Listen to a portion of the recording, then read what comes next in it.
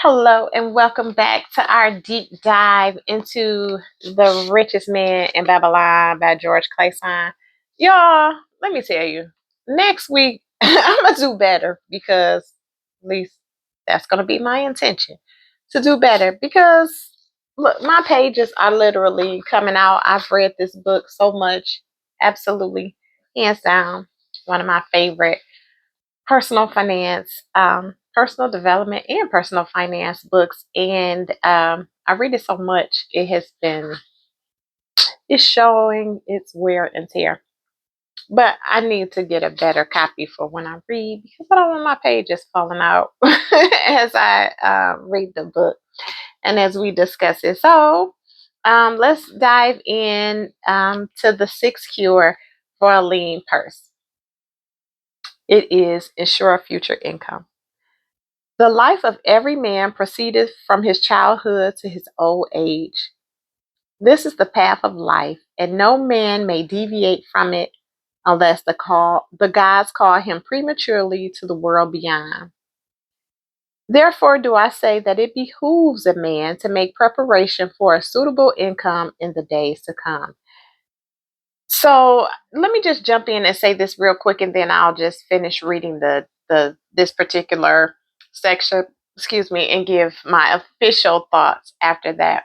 But I said in a couple chapters back or a couple of videos back that Warren Buffett has a quote that if you don't find a way to earn or make money while you sleep, that you will have to work. You will work until you die, and I'm paraphrasing, but in essence, that's the gist of what he's saying, that you have to find a way to take yourself out of the equation, but still be able to earn money.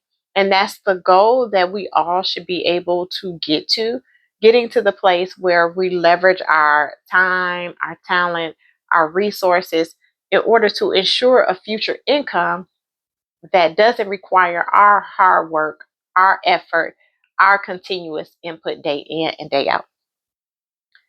Okay, so therefore do I say that it behooves a man to make preparation for a suitable income in the days to come, when he is no longer young, and to make preparations for his family, should he be no longer with them to comfort and support them.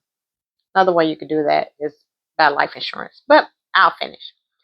This lesson shall instruct thee in providing a full purse when time has made thee less able to learn. So Arcad addressed his class upon the sixth day. The man who, because of his understanding of the laws of wealth, acquireth a growing surplus, should give thought to those future days. He should plan certain investments or provisions that may endure safely for many years, yet will be available when the time arrives, which he has so widely anticipated. There are diverse ways by which a man may provide with safety for his future. He may provide a hiding place and there bury a secret treasure. Yet no matter with what skill it be hidden, it may nevertheless become the loot of thieves. For this reason, I recommend not this plan. A wise man may buy houses or lands for this purpose. If wisely chosen as to their usefulness and value in the future, they are permanent in their value, and their earnings or the sale will provide well for his purpose. A man may loan a small sum to the moneylender and increase it at regular periods. The rental which the moneylender adds to this will largely add to its increase.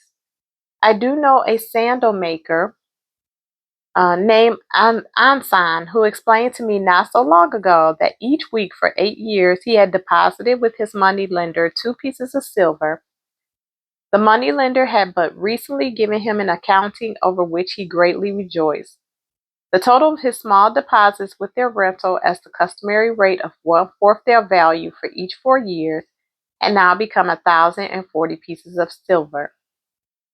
I did gladly encourage him further by demonstrating to him, with my knowledge of the numbers, that in 12 years more, if he would keep his regular deposits of but 2 pieces of silver each week, the money lender would then owe him 4,000 pieces of silver, a worthy um, competence for the rest of his life. Surely, when such a small payment made with regularity doth produce such profitable results, no man can afford not to ensure a future for his old age and the protection of his family, no matter how prosperous his business and investments may be. I would that I might say more about this. In my mind rests a belief that someday wise thinking men will devise a plan to ensure against death, whereby many men may pay in but a trifling sum regularly, the aggregate making a handsome sum for the family of each member who passes to the beyond. This do I see as something desirable and which I could highly recommend. But today it is not possible because it must reach beyond the life of any man or any partnership to operate. It must be as stable as the king's throne. Some day do I feel that such a plan shall come to pass and be a great blessing to many men, because even the first small payment will make available a snug fortune for the family of the member, should they pass on. But because we live in our own day and not in the days which are to come, must we take advantage of those means and ways of accomplishing our purposes. Therefore, I do recommend to all men that they, by wise and well thought out methods, do provide against a lean purse in their mature years. For a lean purse to a man no longer able to earn, or to a family without his head, is a sore tragedy. This then is the sixth cure for a lean purse. Provide in advance for the needs of thy growing age and the protection of thy family. So there were a couple things that really were discussed in this particular segment of the book. And he talked about real estate, having land or property that you own, that as it appreciates in value, that as time goes on, when you get to your golden years, instead of those being your yearning years, they can really be your golden years, because you have an income, because you can sell the property, you can have the rental income coming in that can continue to pay and contribute to your livelihood, or if needed, you can sell the home and then take the value, from the sale of the property, and use that to be able to live on when you are in your later years. So he talked about real estate. Also, he talked about pretty much life insurance, having a whole life or a universal life policy that allows you to be able to draw from it, make investments, do other things that it will be able to grow and create an income for you in your later years. No matter what you do now, no matter how much you enjoy what you do, um, you might not want to do it when you're 70 with the same I would say zeal and vigor that you did when you were 30. Maybe when you're 70, you want to spend more time with your mate, your spouse, your children, grandchildren. Maybe you want to spend more time gardening or golfing or traveling, doing some things that maybe you delayed a little bit in your younger years. Maybe you want to enjoy those things a little more in your older golden years, and you don't want to be strapped for cash. You don't want to be at the place where you're robbing Peter to pay Paul when you have worked 40 plus years to be able to create and maintain a standard of living. So he talked about real estate. He talked about insurance. He also talked about making sure that your investments compound over time, because when you're younger, time is always your friend. So compound interest in your investment accounts can work best for you when time is on your side. So if you invest small sums regularly, if you continue to do that over an extended period of time, then when you get to your older years, your retirement age, if that is what you choose to do, retire or to scale back, even not necessarily retire, but maybe just to scale back, that you still have an income coming in from those investments. So those were a few of the ways that he talked about ensuring a future income. And then the last one that he suggested was having pooled resources, getting a group of families or a group of businessmen or women together and pooling their resources. Like this one said, he said it has to outlive those parties. So it has to be set up in a way And I'm thinking maybe some type of trust um, maybe could be beneficial to creating something that allows for the income and the money to continue to grow from generation to generation, getting past the place where you spend every dollar you have now without thinking about your future. Because how you spend $1 is what? How you spend a million. So how you spend a little will be how you spend a lot. So you have to think about what you have coming in now and how you can safely, securely structure it so that you're able to put funds and resources away for your future.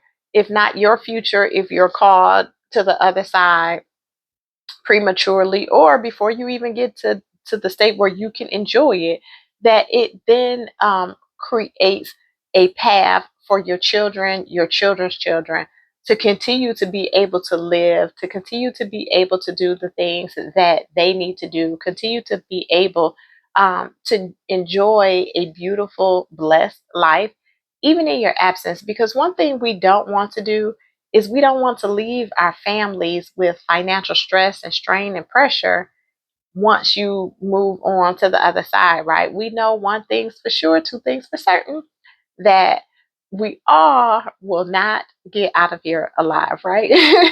Unless the Lord tarries, I guess that would be the only way that you would live and not die, but ultimately we're all going to pass on to the other side. And so even with knowing that, just how do you position yourself so that you're able to leave your family in a better place, and even those generations that are coming behind you, how are you able to structure your life now, your finances now, create the blueprint that will allow you to put your money away so that it can work for you now and they can enjoy the benefits of it later. Even you enjoy the benefits of it later. Again, if you're still here to enjoy it 60, 70, 80, 90, 100 years old.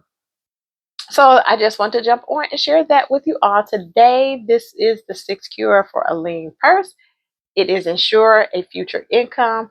Like we talked about, Warren Buffett said earlier, if you don't find a way to earn money while you sleep, you will work until you die. We don't want to be in that place where you're constantly trying to grind and hustle to provide for your livelihood. At some point, this thing needs to work a little bit on autopilot, right? You need to put some things in motion now so that the wheels get turning, so that the car is moving, for you when you need it in your later years. So just want to jump on and share that with you all today. Again, this is the sixth cure for a lean purse. My name is Lakeisha Mallet. I am your partner in prosperity. Want to wish you all an amazing day. Absolutely. Be positive, be prosperous. Bye bye.